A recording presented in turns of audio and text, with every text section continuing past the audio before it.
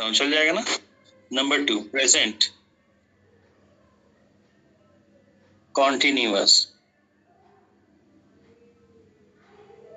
Number 3 simple present. Okay, तो simple future का use हम तब करते हैं फ्यूचर के टाइम को रेफर करने के लिए। फ्यूचर के टाइम को रेफर करने के लिए सिंपल फ्यूचर टेंस का यूज तब करते हैं when the happening, your future happening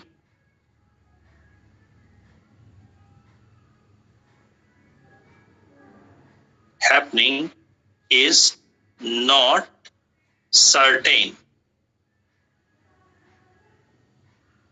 ठीक है, it is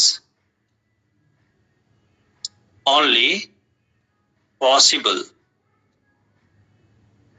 ये केवल संभव है। ऑलराइट, लेकिन प्रेजेंट कॉन्टिन्यूअस टेंस का हम यूज कब करते हैं?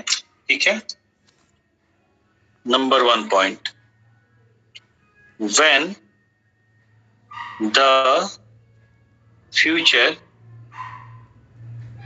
happening is certain। ठीक है, प्रेजेंट कॉन्टिन्यूअस। नंबर 2 पॉइंट इसी में specially for near future, ESPECIALLY, specially for near future.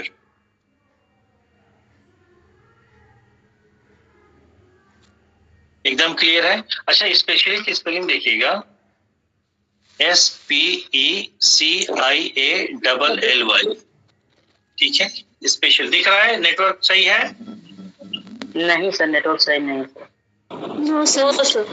आप सुनिए मेरी आवाज आ रही है? सुनिए, होल्ड ऑन प्लीज, मेरी आवाज आ रही है? जो ग्राफ मैंने बनाया था यहाँ पे, उसी में मैं सिंपल प्रेजेंट टेंस का पॉइंट लिख दे रहा हूँ, उसकी फोटो में भेज दूंगा। ठीक है, या प्रेम भेज देंगे आपको। ठीक है, और कल इस पे डिस्कस कर लेंगे। क्लास को खत्म करता हूँ, फिर वो पार्ट ऑफ स्पीच जो भेजा था वो करा देता हूँ। वो तो ऑरली हो सकता है ना, ऑडियो पे? हाँ सर, वही कराइए, वो सही रहेगा। बस ये हो गई, इसकी कहानी भी खत्म ही है। प्रेजेंट कॉन्टिन्यूअस में हमने 2 पॉइंट लिखा था। First point when the future happening is certain, number 1। Number 2 specially for near future. Number 3 arrangement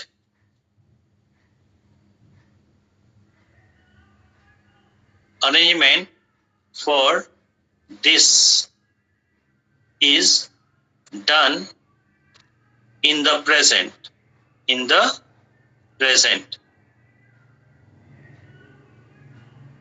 ठीक है, अब हम आ जाते हैं सिंपल प्रेजेंट टेंस। बोले सिंपल प्रेजेंट टेंस के माध्यम से हम फ्यूचर की बात कब कर सकते हैं? ठीक है, तो यहाँ पे पहला पॉइंट कॉमन ही है, क्या कि when the future happening is certain, when the future happening is certain। ठीक है, पहला पॉइंट। नंबर 2 पॉइंट है particularly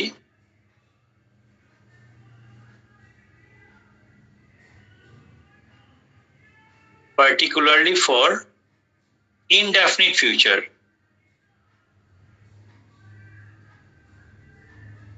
indefinite future क्या होता है, आप लोगों ने अभी समझ लिया था? बोलिए भाई। Yes sir। Okay. Yes। The arrangements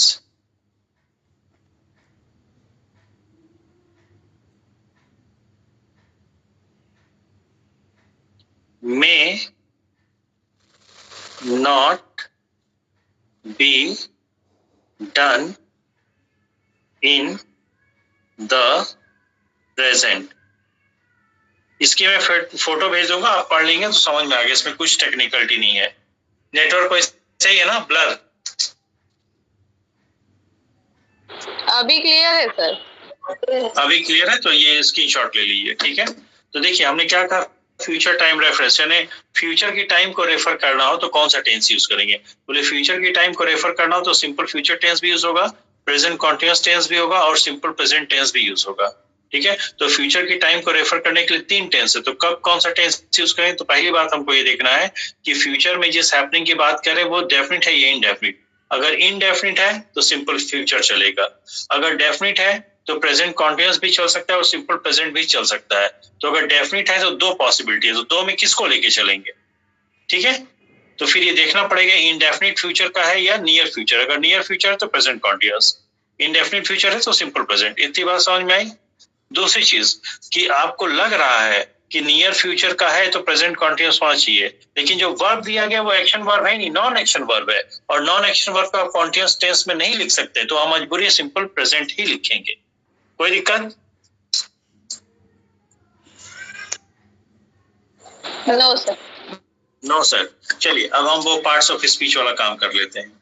ठीक है, और लिख करा दें। जी जी जी सर, ये जो आपने, यस सर, ये जो आपने 3 कॉलम बनाए हैं सर, सर पहले वाले में सिंपल फ्यूचर है ना सर। हाँ, पहला सिंपल फ्यूचर है। जी सर, जी सर। दूसरा प्रेजेंट कॉन्टिन्यूअस है। दूसरा मैं फोटो भेज दूंगा सबका, मैं ग्रुप में फोटो भेज दूंगा, चाहे हो सकता है प्रेम डाल दें। ठीक है, ओके, डोंट वरी सर। जैसे आपने लिखवाया man will die one day, ठीक है सर, तो इसमें सर्टेनिटी तो शो कर रहा है ये। हाँ बिल्कुल। और आप भी लिखे हैं कि when future happening is not certain. Sir तो इसीलिए तो हमने अभी आपको एक्सप्लेन किया कि फ्यूचर टेंस बनता ही है, समझिएगा, फ्यूचर टेंस बनता ही विल या शैल से, पर विल शैल जो है पॉसिबिलिटी भी बताता है और सर्टेनिटी भी बताता है। ये तो मॉडल की खासियत है, आप लोग तो मॉडल हमसे पढ़े हैं। ये देखिए, यस सर, ये अभी नेटवर्क क्लियर हो रहा है यहाँ पे, जहाँ पे मेरी उंगली चल रही है। Yes sir, yes sir. Will shell model है, और बीइंग अ मॉडल और विल शैल ही जो है टेंस बनाता है, तो फ्यूचर टेंस बनाएगा।